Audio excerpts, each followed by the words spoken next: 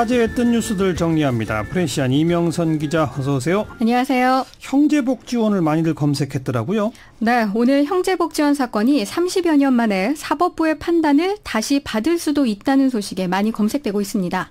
대검찰청 산하 검찰개혁위원회는 오늘 법무부 검찰과거사위원회 권고에 따라 재수사가 진행 중인 형제복지원 사건을 비상상고하라고 문물 검찰총장에게 권고했는데요. 비상상고가 뭐예요?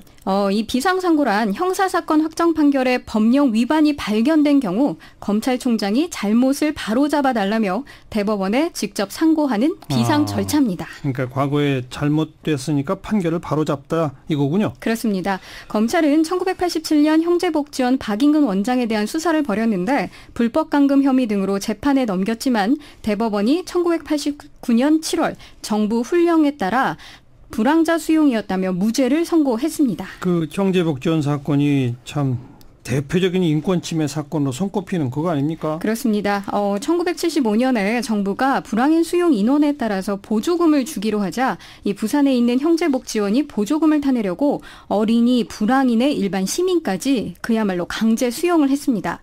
한때 수용자가 3,100명에 달하기도 했다고 하는데요. 천박에서 재우는 건 예외고요. 썩은 밥을 먹이고 하루 10시간 이상 중노동을 시키기도 했습니다. 또 어린이와 여성 수용자를 성폭행하는가 하면 달아나다 발각되면 끔찍하게 살해한 뒤 뒷산에 안매장하는 일까지 있었습니다. 네. 한편 국회 앞에서는 오늘까지 300일 넘게 형제복지원 피해자들의 거리 농성이 이어지고 있는데요. 한종선 형제복지원 피해 생존자 대표는 이렇게 말합니다.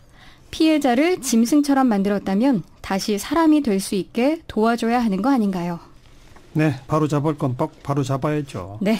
그다음 검색어는요? 스쿨 미투인데요. 충남 논산과 대전의 여자 고등학교 교사들이 학생들을 상대로 성희롱했다는 폭로가 나왔습니다. 이제 미투가 학교에서 벌어지니까 스쿨 미투라는 용어가 됐네요. 그렇습니다. 해당 고등학교의 미투 제보 페이지에 따르면 교사들이 여학생들에게 나라의 발전이 없는 이유는 여자들이 아이를 낳지 않아서 그래.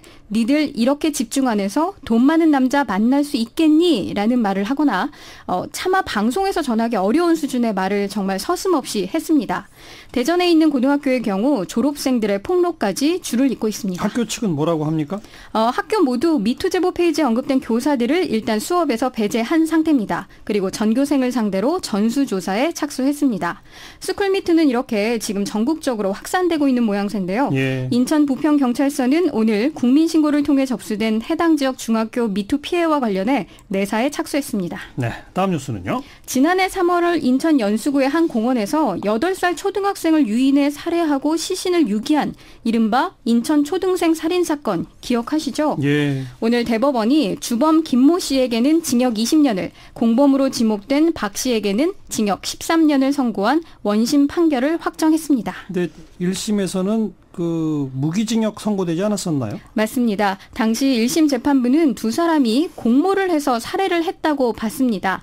그래서 범행 당시 미성년자였던 김 씨에게는 소년법을 적용해 징역 20년을, 또 박 씨에게는 무기징역을 선고했는데요. 하지만 2심 재판부는 박 씨의 지시로 살인을 저질렀다는 김 씨의 진술성에 신빙성이 없다며 박 씨에게 공범이 아니라 살인 방조 혐의를 적용했습니다. 예. 그래서 대법원이 오늘 이 판결에서 2심 판결대로 박 씨에게 징역 13년을 선고했습니다. 네. 누리꾼들 반응 어떻게 나옵니까? 다시 생각해도 너무 마음이 아프다. 이렇게 끔찍한 사건에 한국 법이 너무 관대한 것 아니냐라며 안타까움을 전하고 있는데요.